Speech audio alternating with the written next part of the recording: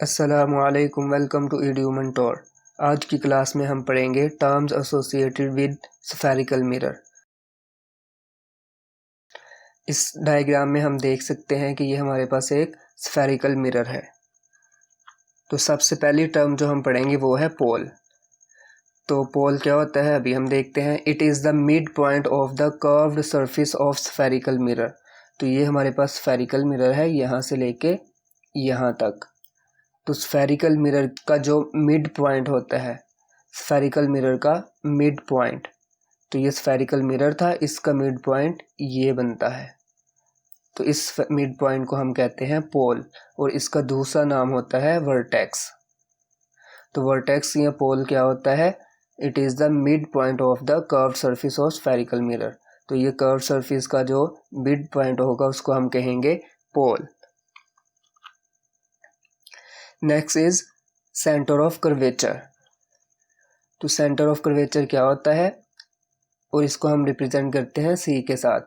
तो a spherical mirror is a part of a sphere. हम जानते हैं कि ये जो हमारे पास मिरर है ये एक स्फेरिकल होलोस्फीयर का पार्ट होता है। इट इज़ अ पार्ट, ये हमारा मिरर जो है ये एक होलोस्फीयर का पार्ट होता है। The centre of this sphere, तो इस ये टोटल जो होलोस्फीयर होता है हमारे पास, इसका जो सेंटर है ये C, this one this is the centre of curvature. तो होलोस्फीयर जिसका हमारा मिरर पार्ट होता है उसका जो सेंटर है उस सेंटर को हम कहते हैं centre of curvature. Next term is radius of curvature. क्या होता है? It is the radius of the sphere of which spherical mirror is a part. तो ये वही इस जो स्फीयर है हमारा, इसका जो रेडियस होगा उस रेडियस को हम कहते हैं रेडियस ऑफ कर्वेचर। हम जानते हैं कि अगर ये हमारे पास सर्कल हो तो इसका जो रेडियस होता है वो उसके सेंटर से लेके उसकी किसी भी पॉइंट तक का जो डिस्टेंस होता है उसको हम रेडियस कहते हैं। तो इस स्फीयर का जो रेडियस होगा उसको हम कहेंगे रेडियस ऑफ कर्वेचर। तो पहला हमने देखा कि पोल क्या होता है। तो मिरर का जो सेंटर मिड पॉइंट होता है उसको हम कहते हैं पोल, और इसका दूसरा नाम है वर्टेक्स। और ये हमारा मिरर जिस स्फीयर का पार्ट होता है उस स्फीयर का जो सेंटर होता है उसको हम कहते हैं सेंटर ऑफ कर्वेचर, और उस स्फीयर का जो रेडियस होता है उसको हम कहते हैं रेडियस ऑफ कर्वेचर, जो कि यहाँ से यहाँ तक का डिस्टेंस होता है, और इसको हम रिप्रेजेंट करते हैं आर के साथ। नेक्स्ट टर्म जो हमने पढ़नी है वो है प्रिंसिपल एक्सिस। तो principal axis is the line joining centre of curvature and pole of the spherical mirror. तो वो लाइन जो सेंटर ऑफ कर्वेचर और pole of the spherical mirror को ज्वाइन करती है उस लाइन को हम कहते हैं प्रिंसिपल एक्सिस। तो यहाँ पर अगर हम डायग्राम में देखें तो यहाँ पर ये जो है ये हमारे पास सेंटर ऑफ कर्वेचर है, ये सी, और ये हमारे पास पी पोल है। तो वो लाइन जो इन दोनों पॉइंट्स को ज्वाइन करेगी, ये लाइन, इस लाइन को हम कहते हैं प्रिंसिपल एक्सिस। नेक्स्ट टर्म जो हम स्टडी करेंगे वो है द प्रिंसिपल फोकस, जिसको हम एफ से रिप्रेजेंट करते हैं। After reflection from a concave mirror, rays of light parallel to the principal axis converge to a point F. This point is called the principal focus of the mirror. Concave mirror में raise, वो raise जो के parallel हों principal axis के, ये हमारा principal axis है, और वो रेज जो के पैरेलल हैं प्रिंसिपल एक्सिस के, जब वो कनकेव मिरर से रिफ्लेक्ट होती हैं तो रिफ्लेक्शन के बाद वो सारी की सारी एक पॉइंट में से गुजरती हैं, इस पॉइंट में से, और इस पॉइंट को हम कहते हैं प्रिंसिपल फोकस। तो principal focus of concave mirror क्या होता है कि पैरेलल रेज जो प्रिंसिपल एक्सिस के पैरेलल होती हैं जब वो कनकेव मिरर के साथ टकराती हैं तो रिफ्लेक्शन के बाद वो एक ही पॉइंट में से गुजरती हैं, तो उस पॉइंट को हम कहते हैं प्रिंसिपल फोकस।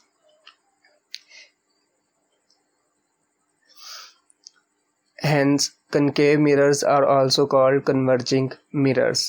कनकेव मिरर्स को हम कन्वर्जिंग मिरर्स कहते हैं। उसकी वजह ये है कि ये रेज रिफ्लेक्शन के बाद कन्वर्ज होकर एक ही पॉइंट में पहुंच जाती हैं। क्योंकि ये रेज को इकट्ठा कर देता है तो इसलिए हम कहते हैं कि ये कन्वर्जिंग मिरर है। Since rays actually pass through this point, therefore it is called real focus. अब चूंकि ये रेज रिफ्लेक्शन के बाद हकीकत में इस पॉइंट F में से पास होती हैं, तो इसलिए हम ये कनकेव मिरर का जो प्रिंसिपल फोकस होगा उसको कहेंगे रियल फोकस। तो ये याद रखना है कि कनकेव मिरर का जो प्रिंसिपल फोकस होता है वो रियल फोकस होता है।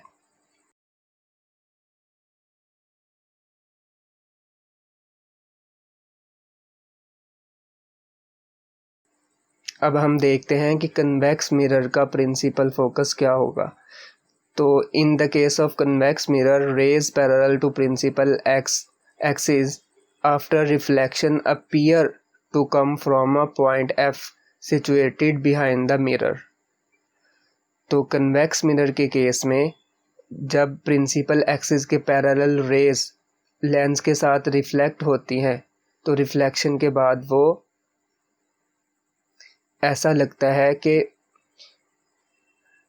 मिरर के पीछे एक पॉइंट F में से आती हुई नज़र आती हैं।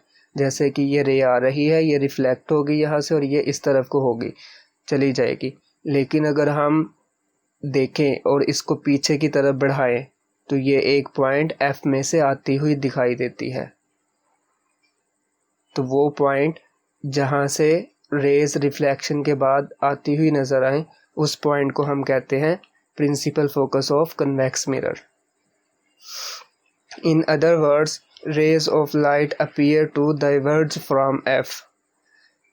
दूसरे लफ्ज़ में कह सकते हैं कि ये रेज जो हैं ये पॉइंट F में से निकलकर फैल रही हैं। क्योंकि ये यहाँ से टकराने के बाद सारी अलग-अलग डायरेक्शन में फैल जाती हैं, तो इसलिए ये ऐसा लग रहा है कि ये सारी की सारी ये इस पॉइंट F में से निकलकर फैल रही हैं। This point is called the principal focus of the convex mirror. तो वो वाला पॉइंट जिससे ये रिफ्लेक्टेड रेज निकलती हुई मालूम होती हैं, हकीकत में यहाँ से नहीं निकल रही होती।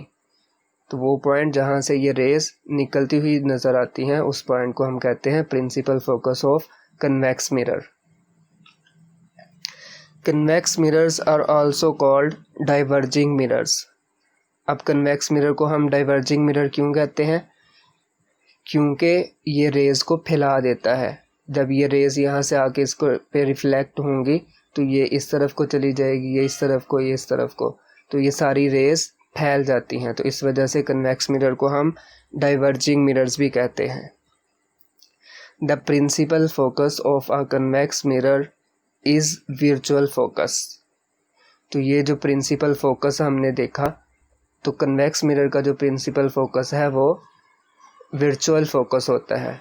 उसकी वजह ये है कि रेज़ यहाँ से निकलती नहीं है बल्कि निकलती हुई मालूम होती हैं।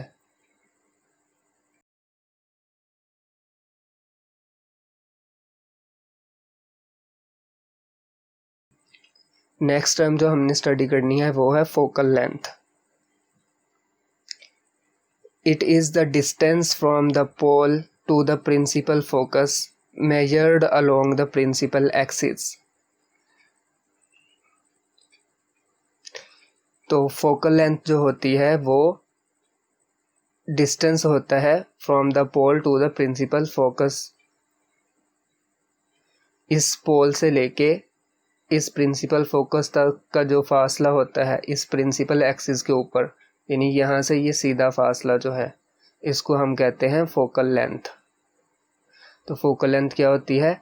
The distance between principal focus and the pole of the mirror along the principal axis. इस प्रिंसिपल एक्सिस के ऊपर प्रिंसिपल फोकस और पोल के दरमियान का जो फासला है उसको हम फोकल लेंथ कहते हैं। The focal length is related to the radius of curvature by F = R/2। ये जो फोकल लेंथ होती है इसको अगर हम सेंटर ऑफ कर्वेचर के साथ रिलेट करना चाहें तो वो हम इस तरह से कर सकते हैं। इसका मतलब क्या है कि ये जो फोकल लेंथ होती है वो रेडियस ऑफ कर्वेचर का हाफ होती है। अगर हम रेडियस ऑफ कर्वेचर को हाफ कर दें तो वो हमारे पास फोकल लेंथ आ जाती है। रेडियस ऑफ कर्वेचर हमने देखा था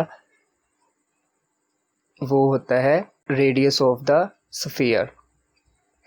This means that as the radius of curvature is reduced, इसका मतलब है कि जैसे ही हम ये रेडियस ऑफ कर्वेचर को कम करते जाएंगे तो ये जो प्रिंसिपल फोकस है, ये फोकल लेंथ जो है ये भी कम होती जाएगी।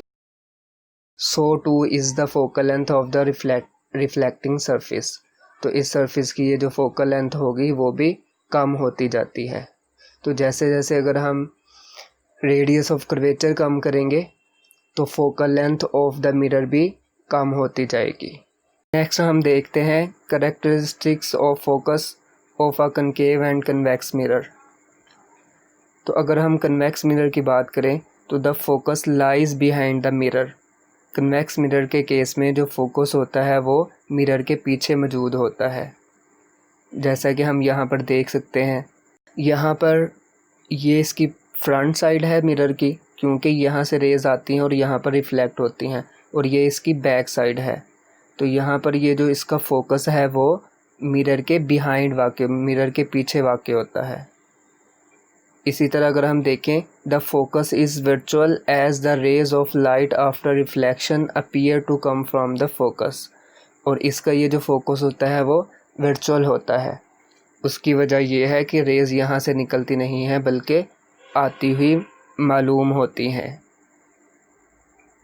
अगर हम कनकेव मिरर की बात करें, the focus is in front of the mirror. तो कनकेव मिरर के केस में जो फोकस होता है वो मिरर के सामने होता है। इस तरह से ये सामने वाली साइड। तो यहाँ पर हम देखें तो ये रेज जो हैं वो टकरा कर यहाँ से गुज़रती हैं, जो कि प्रिंसिपल फोकस है कनकेव मिरर का। तो कनकेव मिरर के केस में जो फोकस होता है वो मिरर के सामने मौजूद होता है। And the focus is real. हमने ये बात पहले भी की थी कि कनकेव मिरर का जो फोकस होता है वो रियल होता है, और रियल होने की वजह ये है कि हकीकत में रेज़ जो हैं वो रिफ्लेक्शन के बाद इस पॉइंट में से गुज़रती हैं, कन्वर्ज होती हैं। तो यहाँ तक हमारा टॉपिक था terms associated with spherical mirror. I hope आपको समझ आ गया होगा।